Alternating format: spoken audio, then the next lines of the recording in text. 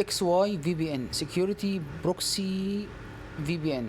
لو الناس كتير بتسالني عايزين في بي ان مجاني وكويس، هقول لك ان اكس واي دوت تمام جدا، تقدر تحمله، محمله 50 مليون مستخدم.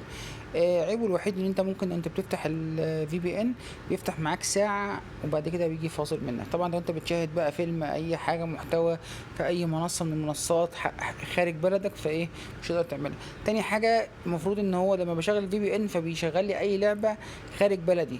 التطبيق ده للاسف ما بيعملش الموضوع ده. يعني لو انت عايز تحمل اي لعبة خارج بلدك مش هتقدر تحملها عشان تتفرج عليها او تلعب زي فيها زي ما انت عايز، بخلاف تطبيقات تانية او في بي ان تاني.